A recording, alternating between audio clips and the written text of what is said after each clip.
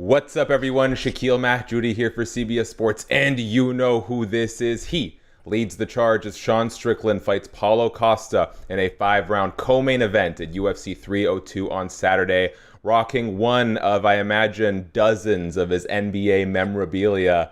Eric Nicksick, how's it going? Yo, what's up, Shaq? How are you, brother? Good, good. The Vancouver Grizzlies one is still the best item that you own. I just want to Yeah, put that that was out there. fly. Yeah. That So, was dope. legitimately, how many like NBA related clothing do you have in your closet? Probably like 20 or 30 items. So this was a Charles Oakley. I was gonna rock this one, and then I have a Rangers hockey jersey with Strickland on the back for the because they're still in the playoffs. So I figure I'll rock that one while I'm out there. I think Ariel Helwani will enjoy the New York jerseys for sure. 100%, 100%. 100%. Have you worn this while talking to him? No, nothing Okay, yet. No, so make sure to bust that one out. definitely. Hey, we've got Sean Strickland fight coming up. At least the rhetoric going into these is always violence. He said on UFC Embedded that this will be a bloodbath to the death. Is a bloodbath to the death in Eric Nicksick's game plan this time around? Never is. I want a clean kill, man. It never is. But again, like you coach to your fighter, their skill set. So I guess when you have a guy like Sean Strickland, that's usually the style of fight you're going to get yourselves into. But for us having that 5 rounder, I think it definitely favors us in the cardio element. So I like to see Sean push the pace in rounds four and five and try to get him out of there. So, the 5-round non-title co-main events is something we're seeing pop up more and more in the UFC. There doesn't quite seem to be a rhyme or reason as to when it's implemented. Do you know at all what went into the decision of making this a 5-round fight? No clue. Yeah, it was no clue. Like, and then so when I got the news from Lance, our manager, I was like, so is it 3 rounder or 5 rounder? He's like, it's a 3 rounder. And then then I talked to Mick, and Mick's like, no, it's a 5 rounder. And then I was like, yo, do you know? And then they were saying that when you even for the corner, you should get four in the corner for a 5 rounder. They're Oh, like, I no, it's see. only three. I was like, no, if it's a 5 rounder, you get four in the corner. So we were going back and forth with that too. So yeah, it was up in the air, but if I had my choice, yeah, I would say a 5 rounder for the style of fighter that Sean is. That's interesting that you say that. I know one thing our mutual friend Luke Thomas has brought up a lot is the toll that these 5-round fights take on a fighter's career in totality. Now, obviously, like you said, it benefits Sean's style, but are there any concerns about his longevity when he's in there? And Sean, he's like a long game fighter anyway, when he's in there for Mm. so long, so often. I would say if your fighter tends to take so much damage throughout those rounds or those fights, but as we know, like Sean's really predicated off his defense, and he doesn't take a whole lot of damage, throughout those 5 rounders and shit. Even in his sparring, he's not getting hit a whole hell of a lot at all. So with that being said, I mean, it definitely I think favors our style more than anything. But I can imagine like if you're Justin Gaethje and you're having these 5 round wars, yeah, of course, man, like it's going to take a toll on anybody. But thankfully, I think stylistically, Sean's pretty good at keeping himself clean throughout those five rounds.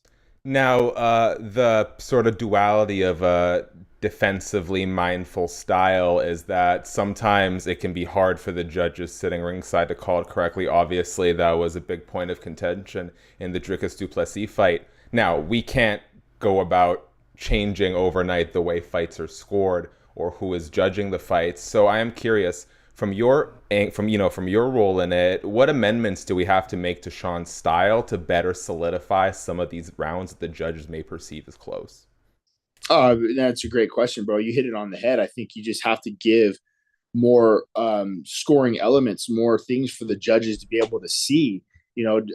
Sean is so predicated off his lead side and his lead hand, and you get a death by 1,000 paper cuts. You almost kind of get lulled to sleep by the same offensive action over and over and over. So, in the Dricus fight, I think there was a lot of things we could have done better. I think we could have implemented some more kicks, some more teeps. The one thing that really stood out to me was, when we hit the switches on the ground, instead of getting up and popping right back up, there was an opportunity for us to lay some ground and pound on them.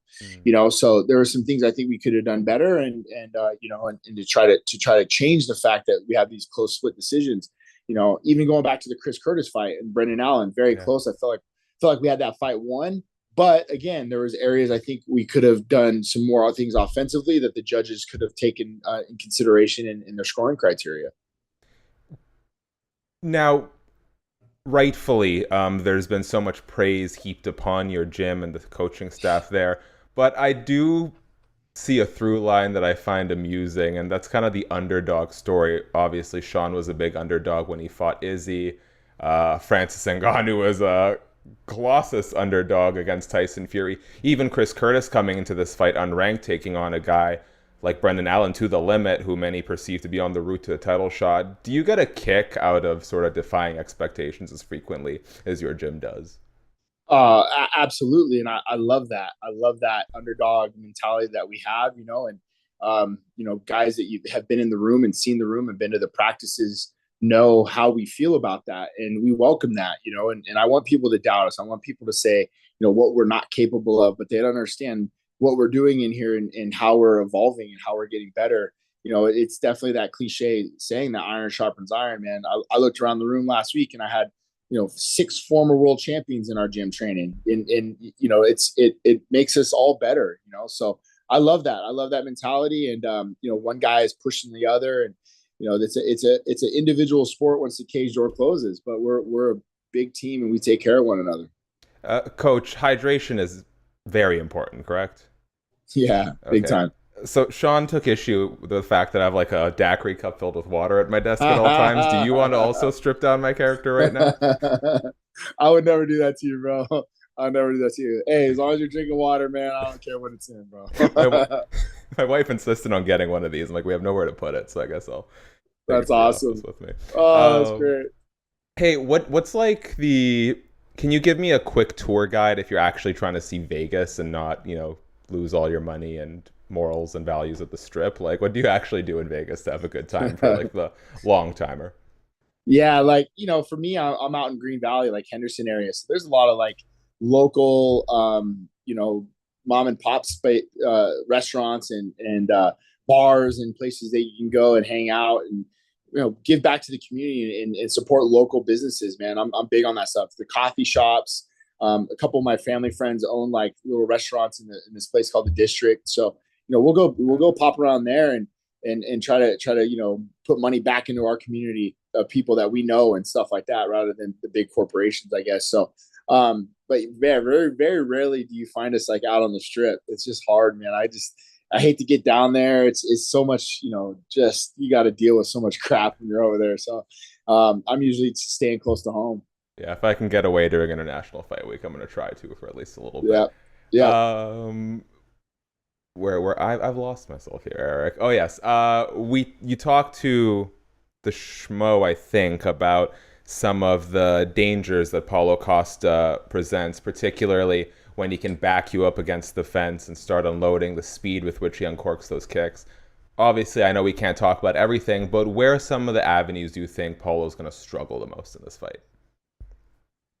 I think I think to me the cardio element.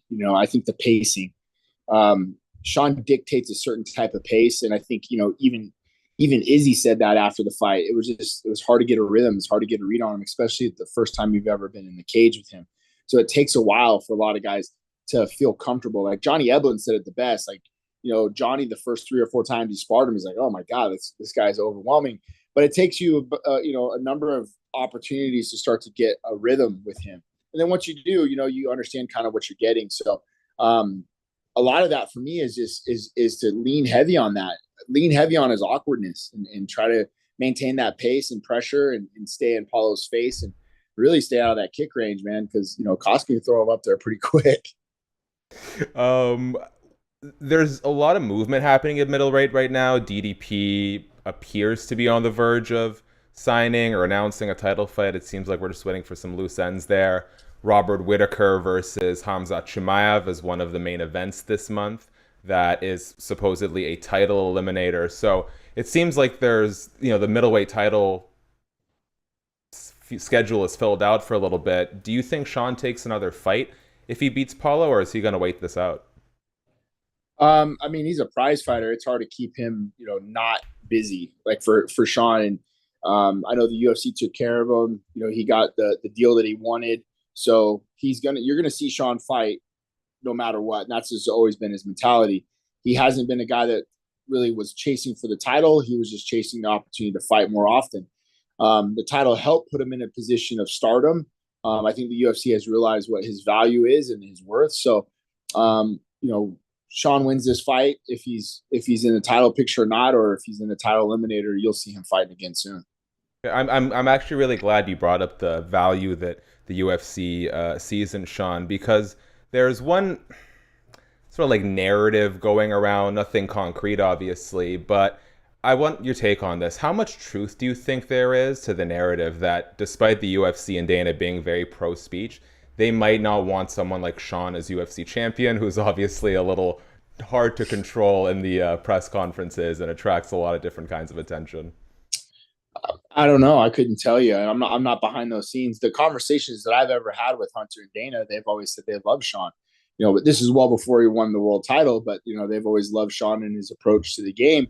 But I can see that being a company owned by Disney, like some of the things that Sean says might ruffle some feathers up the chain. So, but to me, that's credit to the UFC. They're not going to put a muzzle on their guy. I don't know, man. I've heard that back and forth, especially when we fought in Canada, but I don't really like to fall into those conspiracy theories, man, because there's nothing you can do about them. And it just drives you crazy when you think about it over and over. At the end of the day, man, you go out there and win the fights, knock dudes out. And there's no conspiracy theory. You just got to win the fight.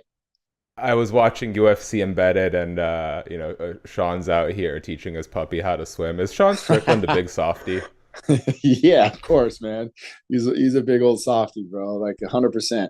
Yeah. That's the thing with him, is just keeping his edge, and all the while you try to refine him a little bit better too as you hang out with him more and more. So his girlfriend KJ has definitely been a huge godsend to Sean in his life. I think between myself and KJ in the gym and Danny Davis and a bunch of us, we don't want to turn this dude soft. We have to keep his edge, of course, but it is nice to have a little bit of refinement when it comes to Sean. That's quite a delicate balancing act, but it seems like you guys are doing a good job. Very quickly, and I apologize for the change in tone. I was wondering, obviously, Francis is going through a difficult personal time, the loss of his young son, Kobe. How has the sort of the team come together? What was it like for you to hear about it? It was rough, man. Like, still tough to talk about, yeah, he just called me the day of, and told me the news, and just heartbreaking. You don't ever want to have hear a parent have to go through something like that, especially at that capacity. And a guy that is very close to me and very close to my family. He's been like an uncle to all my children. So and I felt the same about his kids as well, so it's just hard, man. Like there's no words that can really express it other than the fact of, like, you just want to be there for your guy. The hard part about it is proximity. He's in Cameroon right now. I'm in Las Vegas. I actually try to get out there, but it's not like you can hop on a plane and go to Africa. It was, shots, it was visas, it was this, it was that. And by the time I could get an emergency visa, the funeral was already over. So it just was a lot, man. And I'm hoping he's going to come home here soon, maybe in June, and be able to see him and just give the guy a hug. I know some people are wondering about like a timeline for him to fight, but I'm not even going to go there. I do hope that you get to see him in June. It'll be nice to reconnect, I'm sure. I'm just putting you on a roller coaster here, Eric. Does Dan Bilzerian still exist? Because apparently I haven't heard about this guy's name in years, and apparently his house playing paintball. Yeah, Dan still exists, bro. He's around. We were at the lake. We went to the lake a couple weeks ago. He's a good friend of mine, man. I've known Dan for a long time, over 10, 11 years, maybe even longer. Wow. He used to train here at XTreme with myself, Ray Sefo, Danny Davis. I consider him a good friend, and he's pulled himself away a little bit from that social media stuff that you always see with him, but he's as solid as they come, man. I consider him a good friend, a guy I could pick up the phone and call right now if I needed something. His house is right down the street, so we get the boys together, go play paintball and hang out. So he's a solid cat. Truly, I don't think I've ever met someone with like a more eclectic friend group than you, Eric. Like, Oh, it's 100%. all over the place. 100%. Yeah, I like 100%. Like we're at the lake, and I was just like, the group of guys that we have at the lake, and here you are hanging out with Dan Bilzerian. He's driving his Rolls Royce SUV, and you got Jake Shields, who can't barely talk on Twitter. It's like, dude, what crew? What is this crew we have in here, bro? These guys are crazy. I would like your if you had to select a 4 to 5 person squad of elite UFC paintball players, who are you drafting? Ooh, oh, that's a good question. I'm definitely gonna get my man Dan Ige because he's got that Navy SEAL background. So Ige is gonna be putting shots on people. Definitely Sean Strickland. That dude can shoot. So probably Sean Ige, maybe Cody Stamen. I know he goes out and hunts quite a bit. So I'll try to get in this, and a smaller guy. You know what I mean? Because Cody can hide. He can get behind some barricades and stuff like that. So one Cody person Stamen. who can't hide behind those barricades is the middleweight champ. I hear you got some revenge on DDP. We got 3 him. times in the head, sticking behind the tree with his arms out like Shrek. So Oh yeah. yeah, the fact that you compared him to Shrek got me thinking. And it's not a SHAK interview unless there's some random bullshit. So I've got a collection of like photos here, like a Rorschach test, and I would just like to show you the photo, and I would like you to tell me the first UFC fighter that comes to mind. Okay? All right, easy. All right. So if DDP's out here looking like Shrek, who does Johnny Bravo remind you of? Oh, that's good. Probably me right now, but that's kind of got like a Johnny Eblin cut to it though. Yeah. So I'm gonna say Okay. Johnny Eblin. That's a good one. I hear people say Chael Sonnen a lot too for that. Okay, yeah. Who we do? Incredible Hulk. Oof. I'll go Paulo Costa right now. Oh, that's a really good answer. That's a really good Yeah. answer. I feel like this one's usually has one standard answer. Black Widow. Black Widow. Oh, Casey O'Neill. Okay, nice, nice. All right. The Thing. Thing that's Puna Hele Soriano. You're nailing this. I don't know if it was going to be boom or bust, but I can always trust you, Eric. Okay, just a couple more. Snorlax. The Pokemon. Oh, that's awesome. That's Chris Curtis right now. For I'll be sure. clipping this and sending it to him right away. Please make sure you do. Okay, I want to see if you'll take the bait on this one. When you see a tomato, who do you think of? Shit. That's usually me 2 minutes in the sun. It honestly kind of looks like you right now. Yeah, that's me 2 minutes in the sun right there. All right, well. Oh, dude, I only found out I was starting to bald because I was out in Mexico and the scalp just Just started to bead go red and flake, and it was yeah. disgusting. You gotta go see my boy out in Turkey, bro. You got that hookup. So, okay, so this is true. I've had a friend tell me, I was like, yo, bro, are you considering like getting on some of that hair medication? He's like, nah, man, just let it all fall out. Go to Turkey. You'll save yourself a fortune. Is this true? Oh, 100%, man. My guys over at Now Hair Time, dude, they're like, I had like 9 guys go right after me. They're like, holy shit, dude, this is amazing. So like Lance Palmer just got out there. Cody Brundage went. I have another guy at the gym that is out there right now. All the boys went out there. So dude, they're awesome. I was by myself. I didn't know what to expect. I didn't know what the hell was going to happen when I was out there. Dude, they did an amazing job. It was awesome. I'd highly recommend you guys going out and seeing those guys. Okay, look at that. I hope you're collecting some sort of royalty on these, Eric. No, not at all, man. They hooked me up, and my experience was awesome. So now I got a full head of hair. Okay, well, I will count down the days. I'm just glad it's going this way and not out the front. So at least I can work for I now. hear you. All right, Eric, I want to leave you with the last word. I'll do my part very quickly. Guys, thanks so much for checking out the video. Subscribe, tap the bell, thumbs up. Let us know which UFC fighter needs a hair transplant the worst right now. What's your prediction for Strickland versus Costa? UFC 302 this Saturday. Eric, it's always a blast. If there's anything you want to tell the folks, the floor is yours, man. Nah, we'll see you guys on Saturday, man. Can't wait to get back in there.